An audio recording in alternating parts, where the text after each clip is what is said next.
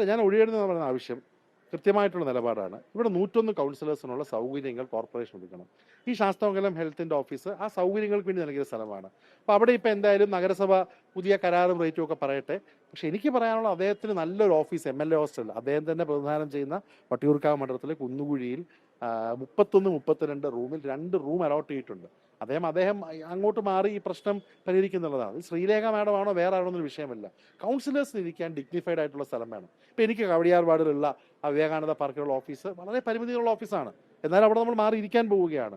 അങ്ങനെയുള്ള ഒരു പരിമിതമായിട്ടുള്ള സ്ഥലത്തിൽ കൗൺസിലേഴ്സ്, അത് CPM BJP എന്നില്ല, കൗൺസിലേഴ്സിനുള്ള ഓഫീസ് കൗൺസിലേഴ്സ് കൊടുക്കാനുള്ള നിലപാടെടുക്കണം. അതിന് ഈ കോർപ്പറേഷൻ പക്ഷേ ഇനിയിപ്പം ആ നഗരസഭയായിട്ടുള്ള കോൺട്രാക്ട് കഴിഞ്ഞ് മാറാൻ പറഞ്ഞാൽ അത്രയും നല്ലത്. പക്ഷേ ശ്രീ വി കെ പ്രശാന്ത് ആയിരുന്നെങ്കിൽ ഇതിന് പോകാതെ നേരത്തെ തന്നെ ആ 31, 32 എന്നുള്ള MLA ഹോസ്റ്റലിലെ മുറി ഇരുന്നേനെ. അവർ പറയുന്നൊരു വാദം MLA ഹോസ്റ്റലിൽ നിന്ന് ആൾക്കാർ കാണാൻ പറ്റുന്നുണ്ട്. അതൊക്കെ തട്ടിപ്പാണ്. MLA ഹോസ്റ്റൽ ശ്രീ ആന്റണി രാജുവിൻ്റെ ഓഫീസ് MLA ഹോസ്റ്റലിലാണല്ലോ. ശ്രീ K മുരളീധരൻ MLA ഹോസ്റ്റലിൽ പ്രവർത്തിച്ചാണല്ലോ. ഞാൻ MLA ആയിരുന്നപ്പോൾ MLA ഹോസ്റ്റലിലും ആര്യനാടത്തെ ഓഫീസിലും വാടക കൊടുത്ത് പ്രവർത്തിച്ചുകൊണ്ടിരുന്ന ആളാണ്.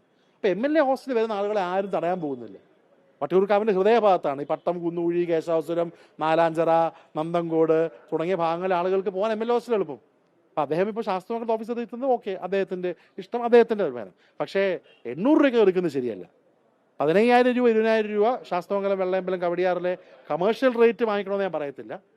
പക്ഷേ 800 രൂപയ്ക്ക് ആ ഓഫീസ് എടുക്കുന്നത് ശരിയായിട്ടുള്ള കാര്യമല്ല.